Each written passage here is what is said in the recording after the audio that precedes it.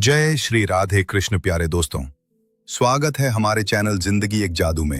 हम इस वीडियो में जानेंगे मांसाहार भोजन पाप है या पुण्य।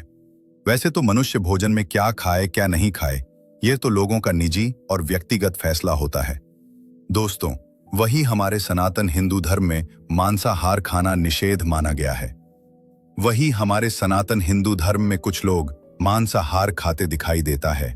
वही जो लोग मांसाहार खाना खाते हैं वह सात्विक और शाकाहारी भोजन करने वाले को घास फूस खाने वाले मूर्ख बोलते हैं, और जो लोग सात्विक भोजन करते हैं वह मांसाहार खाने वाले लोग को निर्दय और जीव हत्यारा मानते हैं। तो आइए दोस्तों, हम जानते हैं कि इसके बारे में हमारे धर्म ग्रंथ गरुड़ पुराण और स्कंद पुराण, भगवद गीता जैसे धर्म ग्रंथ में इन भोजन के बारे में क्या बताया गया है कि मांसाहार भोजन और शाकाहार भोजन में सबसे ज्यादा उत्तम और शुद्ध भोजन कौन सा माना गया है, जिससे खाने से मनुष्य की उम्र लंबी होती है और मानसिक शारीर स्थिति स्वस्थ रहती है तथा आत्मा को भी तृप्ति प्रदान होती है। नमस्कार मित्रों, स्वागत है हमारे इस चैनल जिंदगी एक जादू पर। मित्रों, भगवद गीता की इस रहस्यमय प्रस्तुति में आप खो जाएं उससे पहले हम आपको बता दें कि इस वीडियो को आधा अधूरा देखने की गलती बिल्कुल भी नहीं करें, क्योंकि आधा अधूरा ज्ञान हमेशा विष के समान होता है। इसीलिए मित्रों, आपसे यह आग्रह है कि इस वीडियो को बिना स्किप किए अंत तक जरूर देखिए। साथ ही इस वीडियो को एक लाइक करके चैनल को अवश्य सब्सक्राइब कर लीजिए। हाँ दोस्तों, कमेंट बॉक्स में ईश्वर के श्री चरणों में जय श्री कृष्ण लिखकर ईश्वर को आप अपना आभार व्यक्त जरूर कर दीजिए। इससे आपने जीवन से जुड़ समस्त दुखों का अंत होगा। आइए जानते हैं मित्र, गरुड़ पुराण जैसे धार्मिक ग्रंथ में बताया गया है कि मांसाहार करना सबसे बड़ा पाप है। जो मनुष्य मांसाहार करते हैं उसके अलग जन्म बहुत कष्टदायक होता है और उस मनुष्य के मरने के बाद भी नरक में भी विभिन्न यातनाएं भोग पड़ती हैं और उसका अलगा जन्म उसी योनि में होता है जिसे वह इस जन्म में कष्ट देकर उसे खुशी मिलती है, क्योंकि मांस का अर्थ ही है माम सह, अर्थात मैं तुम्हें खाता हूं, तुम मुझे खाना। यह हमारे द्वारा जीवन में किए गए कर्म का विपरीत फल प्राप्त होता है। दोस्तों, गीता के अनुसार अन्य से हमारे किसी के प्रति अहिंसा करना सबसे बड़ा पाप माना गया है, क्योंकि हर एक उस धरती पर जन्म लेने वाली प्राणी में आत्मा की वास होती है और आत्मा परमात्मा का अंश है, और हर वह मनुष्य जो जीव हत्या करके मांसाहार करते हैं वो मनुष्य ईश्वर को अपमानित करने जैसा होता है। दोस्तों, मांसाहार एक प्रकार का तामसिक भोजन है और तामसिक भोजन करना शरीर के लिए हानिकारक होता है। इससे मनुष्य का शरीर अस्वस्थ रहता है, उस मनुष्य अधिक क्रोध आती है, उसके सोचने की शक्ति कम होने लगती है, उसकी आयु कम हो जाती है तथा उस व्यक्ति के मन में किसी के प्रति दया धर्म खत्म हो जाए, वो मनुष्य मन से कठोर हो जाता है। इससे उसके आत्मा को शुद्धि प्राप्त नहीं होता है। मित्रों, ऋग्वेद में बताया गया है कि गाय हमारी माता है और उनकी सेवा करना सबसे बड़ा परम कर्तव्य है, और किसी भी जीव को हत्या करना सबसे बड़ा पाप माना गया है। वही दोस्तों, भगवद गीता में श्री कृष्ण जी ने एक कथा का वर्णन किया है। मित्रों, आप इस कथा को पूरे ध्यान पूर्वक आखिरी तक सुने, क्योंकि यह भगवद गीता की ज्ञानवर्धक कथा है। इससे सुनने के बाद आपके मन से मांसाहार भोजन करने का ख्याल हमेशा के लिए खत्म होगा और आपका मन ईश्वर के प्रति समर्पित होगा। आइए जानते हैं। मित्रों, एक समय की बात है, भगवान श्री कृष्ण अपने सखा मित्रों के साथ एक घनी जंगल में लकड़ी लाने गया हुआ था। तभी उसने देखा कि एक शिकारी हिरण को मारने के लिए उसके पीछे तीर धनुष लेकर दौड़ रहा है। वह हिरण द्वार डरते भगवान श्री कृष्ण के पास आकर खड़ा हो गया। तभी उसके पीछे शिकारी भी आ पहुंचा। शिकारी ने श्री कृष्ण से कहा, यह मेरा शिकार है, इस पर मेरा अधिकार है, इसे तुम मेरे हवाले कर दो। फिर श्री कृष्ण कहा कि हर उस जीवित प्राणी पर सबसे पहले उसका खुद का अधिकार होता है, ना कि किसी और का। वैसे भी तुम इसका क्या करोगे? शिकारी ने कहा, इसे मारकर इसके मांस पका के खाऊंगा और इसके चमड़े को बाजार में बेचूंगा, उससे मुझे पैसा मिलेगा। फिर श्री कृष्ण ने कहा, हे शिकारी, तुम्हें यह नहीं पता है, जीव हत्या सबसे बड़ा पाप होता है और यह गलत है। तुम्हें यह भी नहीं पता है कि मांसाहार पाप है या पुण्य। क्या तुम इसे मारकर पाप की भागी बनोगे? फिर शिकारी ने क्रोधित होकर कहा, तुम इतना ज्ञान मत दो। मैं तो यह नहीं जानता हूं कि क्या गलत क्या सही है, बस यह जानता हूं कि इसे मारकर इसका मांस खा। बुद्धि विवेक सब खत्म होगा। फिर श्री कृष्ण ने शिकारी से कहा, हे शिकारी, मैं तुम्हें एक कथा सुनाता हूं, तुम उस कथा को ध्यान पूर्वक सुनो। उसके बाद तुम ही इसका जवाब देना कि मांसाहार पाप है या पुण्य। फिर शिकारी ने सोचा, चलो ठीक है, मैं ये कथा सुन ही लेता हूं, इसमें मेरा क्या जाएगा, इसमें मेरा मनोरंजन भी हो जाएगा और मेरा समय भी कट जाएगा मित्रों। फिर श्री कृष्ण शिकारी को वो कथा सुनाते हैं। श्री कृष्ण बोले, हे शिकारी, प्राचीन समय में एक राज्य जिसके राजा नाम अक्षय ननद था, वो बहुत शक्तिशाली और धर्मप्रिय राजा था। वो अपने राज्य में न्याय शांति बनाए रखने के लिए प्रसिद्ध था। उसने एक दिन ये देखा कि उसके राज्य के लोग जंगल में जाकर शिकार करता सभी निर्दोष जीव मारता था और उसका मांस खाता था। उसने एक दिन ये मन में सोचा कि मुझे अपने राज्य के लोगों को यह समझाना होगा कि जीव हत्या कितना बड़ा पाप है। उसने अपने राज्य के मंत्री को बुलाया। उन्होंने यह आदेश दिया कि राज्य के सभी लोगों को राज दरबार में बुलाया जाए। फिर सभी लोग राजा के दरबार में आया। राजा ने मंत्री से आदेश दिया कि एक गाय को लाया जाए। मंत्री ने अपने गौशाला से एक गाय को लाया। गाय बहुत शांत और मासूम था। फिर राजा ने एक तलवार दिया और बोला, इसे मार दो। सभी लोग हैरान हो गए।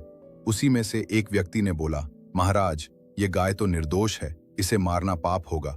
फिर राजा ने जवाब दिया, यदि इसे मारना पाप है तो तुम लोग ये सोचो कि जंगल के वो सभी जीव जानवर पशु पक्षी जो हमारा कुछ नहीं बिगाड़ नहीं कुछ नुकसान करता है, तुम लोग उसे मारकर उसका मांस खाते हो, उसे तकलीफ देते हो, तो क्या वो सही है? राजा ने आगे कहा, जो मनुष्य किसी जीव की हत्या करता है, उसे अपने स्वार्थ के लिए मारता है, कष्ट देता है, वो केवल उसका ही हत्यारा नहीं है, बल्कि वो मनुष्य उसके पूरे परिवार को दुखों का कारण होता है। जिस प्रकार हम अपने परिवार से प्रेम करते हैं, वैसे ही हर जीव प्राणी अपने परिवार से प्रेम करता है। जीव हत्या का कर्म हमारे आने वाले जीवन पर विपरीत परिणाम पड़ता है। जिस प्रकार हम किसी जीव को पीड़ा देते हैं, उसे मार हैं, तो हमारा आने वाले जन्म उसी योनि में होता है और वही कष्ट भोगना पड़ता है, और उस मनुष्य के मरने के बाद भी नरक में विभिन्न यातनाएं भोगना पड़ता है। फिर श्री कृष्ण ने शिकारी से कहा, हे शिकारी, राजा अक्षय ननद जिस तरह अपने प्रजा को जीव हर धरती पर जन्म लेने वाला प्राणी में आत्मा की वास होती है और परमात्मा का अंश है, जीव हत्या करना ईश्वर को अपमानित करने जैसा होता है। फिर शिकारी ने बोला, हे प्रभु, शिकार करना और मांस खाना यह तो प्रकृति का नियम है। हर वो बड़ा जीव छोटे जीव को मारकर खाता है, क्या उसे खाना गलत नहीं होता है मित्रों? फिर श्री कृष्ण बोले, हे शिकारी, यह सच है कि हर वो बड़ा जीव छोटे जीव को मारकर अपना आहार बनाता, क्योंकि वह अज्ञान है, परंतु मनुष्य को भगवान में बुद्धि ज्ञान दिया है। मनुष्य को अपने स्वार्थ और भूख मिटाने लिए किसी भी जीव की हत्या करना सबसे बड़ा पाप माना गया है। मनुष्य को भूख मिटाने के लिए ईश्वर में अन्य फल सब्जियां दिया है। इससे खाने से मनुष्य की शरीर भी स्वस्थ रहता है। मनुष्य विवेकशील और बुद्धिमान भी होता है और इससे आत्मा को भी शुद्ध प्रदान होता है तथा उसकी आयु भी लंबी होती है। परंतु जो मनुष्य मांसाहार भोजन करता है, वह रोगी, आलसी और उसका मन हिंसा के प्रति क्रोधित रहता है, जिससे उसकी आयु भी कम होने लगती है और इससे आत्मा अशुद्ध रहता है। दोस्तों, फिर श्री कृष्ण ने आगे कहा, हे शिकारी, गरुड़ पुराण जैसे धर्म ग्रंथ में बताया गया है, किसी भी जीव को मार के खाना सबसे बड़ा पाप है। जिस प्रकार किसी जीव को मारकर उसका मांस खाता है, उसे कष्ट देता है, वो मनुष्य अगले जन्म वही भोग भोगता है, क्योंकि मांस का अर्थ ही है तुम्हें खा रहा हूं, तुम मुझे खाना। तुम्हारा कर्म ही तुम्हारे आने वाले भाग्य को बदलेगा और उसका फल तुम्हें किसी न किसी रूप में भोगना पड़ेगा। मित्रों, शिकारी का मन श्री कृष्ण की बात सुनकर तो पिघल तो गया, लेकिन वह अभी भी अपने कर्मों पूरी तरह से छोड़ने के लिए तैयार नहीं था। उसने बोला है, प्रभु, मैं आपकी सारी बात समझ गया कि जीव हत्या करना पाप है, किसी भी जीव को मारकर मांस खाना पाप है, पर हम शिकार नहीं करेंगे तो इसके अलावा हमारे पास कोई उपाय भी तो नहीं है। हमारा परिवार क्या खाए? इससे हमारा परिवार तो भूखा ही मर जाएगा। इससे बचने का कोई उपाय बताए। फिर श्री कृष्ण ने शिकारी की मन की परेशानी को समझ गया। श्री कृष्ण ने बोला, हे शिकारी, एक समय की बात है, एक राजा जिसका नाम हरससेन था। वो बहुत महान योद्धा और ज्ञानी भी था। एक बार उसके राज्य बहुत बढ़ा, अकाल पड़ा। लोगों के पास जीवन यापन के लिए राज्य से अन्य फल सब्जियां मंगवाया, जिससे खाने से प्रजा की हालत ठीक हुआ। अब राजा ने सभी को आदेश दिया कि यदि हम केवल हिंसा और शिकार पर निर्भर रहेंगे तो इससे जीवन और हमारा पर्यावरण दोनों को नुकसान होगा। हमें अपने जीवन यापन के लिए राज्य के सभी लोग खेती करना होगा, अन्न, फल, सब्जियां उगाना होगा। इससे हमारे जीवन और पर्यावरण दोनों स्वच्छ रहेगा और इससे आत्मा को भी शुद्धि मिलेगी। हमें अपने जीवन को हिंसा से दूर करना होगा, मांसाहार को त्यागना होगा। धीरे राजा की यह योजनाएं सफल हुआ। सभी लोग खेती और शाकाहारी की ओर लौट आया। इससे न केवल उनका पेट भरा बल्कि उनके जीवन में सुख शांति भी लौट आया। राजा ने इस प्रकार अपने राज्य को हिंसा मुक्त राज्य बना दिया। इससे सभी लोग मांसाहार भोजन को बुद्धिहीन और तामसिक भोजन और पाप समझने लगा। दोस्तों, फिर श्री कृष्ण ने शिकारी से कहा, हे शिकारी, राजा ने इस प्रकार सभी लोगों को अहिंसा से दूर कर दिया। उन्होंने ये समझाया कि मांसाहार भोजन सिर्फ तत्काल भूख को मिटा सकता है, इससे आत्मा भी अशुद्ध रहता है। तुम अपने अंतः आत्मा से ये सोचो कि किसी जीव प्राणी को मार के तुम अपने स्वार्थ के लिए किसी को कष्ट देते हो, क्या वो सही है? इससे ना तुम अपने जीवन को बर्बाद कर रहे हो बल्कि आने वाले जीवन को कष्ट दे रहे हो और तुम्हें मरने के बाद भी उस कर्म कष्ट भोगना होगा। हे शिकारी, ईश्वर ने तुम्हें बुद्धि दिया है। तुम हिंसा को छोड़कर अहिंसा के मार्ग पर चलो। तुम अपने जीवन यापन के लिए खेती करो, अन्य फल लाऊंगा। इससे तुम्हारा आत्मा को भी शुद्ध मिलेगा और जीवन सुखमय होगा और तुम्हारा परिवार भी खुशहाल रहेगा। मित्रों, श्री कृष्ण की बातें और राजा अक्षय ननद की कथा सुनकर शिकारी का हृदय अब पूरी तरह पिघल गया। उसने सिर झुकाकर श्री कृष्ण से माफी मांगा। बोले, हे प्रभु, आपने मेरे अंतः आत्मा को खोल दिया। मैं ये समझ गया हूं कि किसी जीव को मारना, उसका मांस खाना सबसे बड़ा पाप है। मैं आपको वचन देता हूं कि आज से मैं मांसाहार भोजन खाना छोड़ दूंगा और हम अपने जीवन को अहिंसा के मार्ग पर समर्पित करूंगा।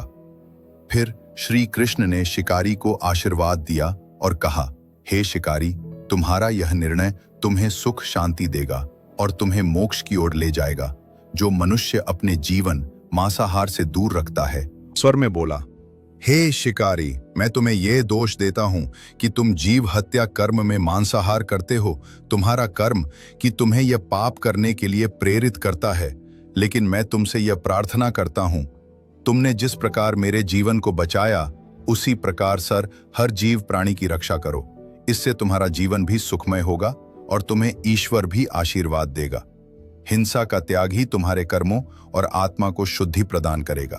अब शिकारी ने हिरण की मासूमता और करुणा भरी बातें सुनकर उसका दिल छू लिया। उसने तभी अपना तीर धनुष तोड़ा और फेंक दिया और शिकारी ने कहा, हे प्रभु, हे मासूम प्राणी, मैं आपका अपराधी हूं। मैं आपसे हाथ जोड़कर माफी मांगता हूं कि मैंने इतने दिन आपके साथ अन्याय किया। मुझे क्षमा कर दो। आपने आज मेरे जीवन को बदल दिया, पर है प्रभु, मैंने जो इतने दिन जीव हत्या किया, मैं उसका पश्चाताप कैसे करूंगा? मुझे पश्चाताप करने का मार्ग बताए। फिर श्री कृष्ण मुस्कुराते हुए बोला, हे मानव, यदि तुम अपने जीवन को हिंसा से दूर करके अहिंसा के मार्ग पर समर्पित करो, सत्य धर्म का पालन करो और ईश्वर की भक्ति में तुम अपने जीवन को समर्पित करोगे, तो इससे तुम सभी पापों का अंत होगा। इससे तुम्हें मोक्ष की भी प्राप्ति होगा और आत्मा भी तृप्त होगा। मित्रों, अब शिकारी भगवान श्री कृष्ण से आशीर्वाद लिया और जंगल को छोड़कर अपने घर पहुंचा और उसने उसी दिन से खेती बाड़ी करने लगा, अन्न फल उगाने लगा और वो अपने जीवन को मांसाहार भोजन से दूर करके शुद्ध और शाकाहारी भोजन करने लगा और हर जीव प्राणी को रक्षा करने लगा। इससे सभी जीव उसके नया जीवन जीने से प्रसन्न हुआ। दोस्तों, यह कथा केवल हमें यह नहीं सिखाता है कि मांसाहार पाप है या पुण्य, बल्कि यह कथा हमें यह सिखाता है कि हमें अपने जीवन को सत्य धर्म का पालन करना ही सबसे बड़ा कर्तव्य है। इससे हमारे आने वाले जीवन अत्यंत सुखद होगा। श्री कृष्ण की बातें हमें यह सिखाता है कि हर उस जीव प्राणी जो धरती पर जन्म लिया है वह ईश्वर की रचना है, उसमें आत्मा की वास होती है और उसकी रक्षा करना हमारा कर्तव्य है। हमें अपने स्वार्थ के लिए किसी जीव को मारकर खाना सबसे बड़ा पाप है। हे मनुष्य, जिस प्रकार शिकारी ने इस ज्ञान को लेने के बाद अपने जीवन को हिंसा से दूर किया, वैसे ही हमें भी हिंसा के पाप से दूर करना होगा और हमें मांसाहार भोजन त्यागा होगा और शुद्ध सका। मनुष्य मांसाहार भोजन करता है, उसका मन हृदय दोनों तामसिक हो जाता है, उसे अत्यधिक क्रोध आता है, वह रोगी आलसी होता है, उसे किसी के प्रति प्रेम भाव नहीं होता है, उसकी आयु भी कम होता है और इससे उसके आत्मा भी अशुद्ध रहता है और उसे मरने के बाद नरक में भी कष्ट भोगना पड़ता है। और मनुष्य का जन्म उसी रूप में होता है जिसे वो अपने मन की संतुष्टि के लिए किसी जीव को मार के मांस खाता है। दोस्तों, आपने ये जाना कि मांसाहार भोजन और सहकारी भोजन में सबसे ज्यादा उत्तम भोजन कौन है, जिसे खाने से हमें आत्मा को शुद्धि मिलती है। आप भी अपने जीवन से मांसाहार भोजन का त्याग करें और शुद्ध शाकाहारी भोजन का आहरण करें। दोस्तों, भगवत गीता हमें यह सिखाता है कि किसी जीव को अपने स्वार्थ के लिए मारना, कष्ट देना सबसे बड़ा पाप होता है।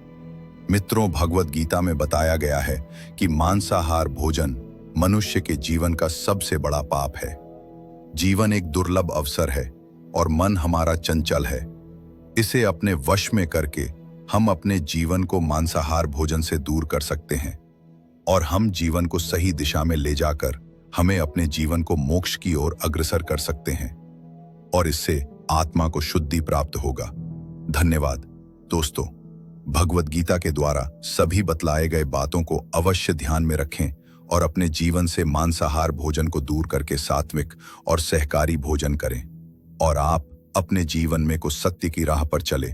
इससे आने वाले जीवन अत्यंत सुखद और प्रेरणादायक होगा। और हाँ दोस्तों, वीडियो अच्छा लगा तो इस वीडियो को लाइक करके कमेंट में जय श्री कृष्ण जरूर लिख दीजिए और हमारे इस चैनल जिंदगी एक जादू को अवश्य सब्सक्राइब कर लीजिए ताकि हर एक नया वीडियो आप तक